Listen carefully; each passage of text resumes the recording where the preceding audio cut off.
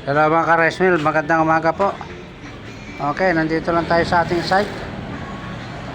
At ito, nag-upgrade po tayo ng ating kaniko.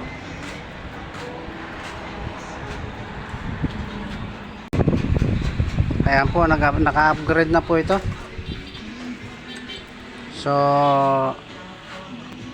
tinanggal na rin po natin yung kanyang rito, kaniko na original. Tapos sa durog na po ito, marami ng damage. Masyadong gamit. Ayan. So ngayon, ayan. Tinibayan na po natin, nilagyan natin ng mga pang matagalan na ito, nagamit nila. Okay, ayan na. Magkabila po yan, ayan. Kasi bumaluktot na po yung kanyang base. Ayan, bumaluktot na dahil sa gamit. Tapos sa mga na to, basag-basag na to. Inayos lang natin mabuti. Hindi klarado. Hindi klaro yung kanyang yung mga basag. Ito na. Basag na ito eh. Natakpan. Natakpan ng nilagay natin bakal para masigit na matatag ito ngayon kumpara sa dati. Kaniko po ito. Okay, Mark III. Kaniko Mark III. Okay, ito yung kanyang ulo.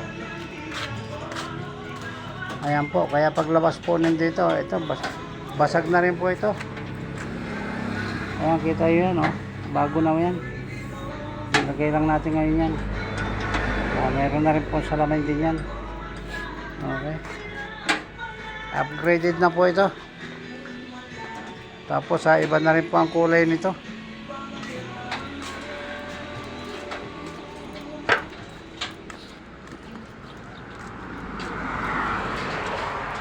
Ito na po magiging kulay niyan. Ayan na po. Ayan. Ayan na po magiging kulay niyan. Okay. Ayan po lamang ating purado. Yung ating ito sa motor dito sa bahay. Service ng mga buoy. Mga utos-utusan para mabilis ang biyahe. Ayan. Ayan na. Service lang yan dito sa bahay. Okay po, yan lamang po sa pansamantala. Very big shout out po kay Sir Alvino Daga, kay Glenn Mirin, dyan po sa Casilion, Villaba. Okay. Kay Ray Topas, dyan po sa Hinubaan, Negros Occidental. Rudy Macacado, dyan po yan sa Binugo, Base, Samar. Kaya Renel Echano, yan po yung sa Base, Samar. Opo. Ayan. Ayan si partner. Ayan, kami lang po rito. Pamilya lang po ito, pamilya po yan. Okay, hanggang dito na lamang po. Maraming salamat po. Magandang umaga po. Shout out po sa lahat kong aking mga subscriber. Maraming salamat sa inyo lahat.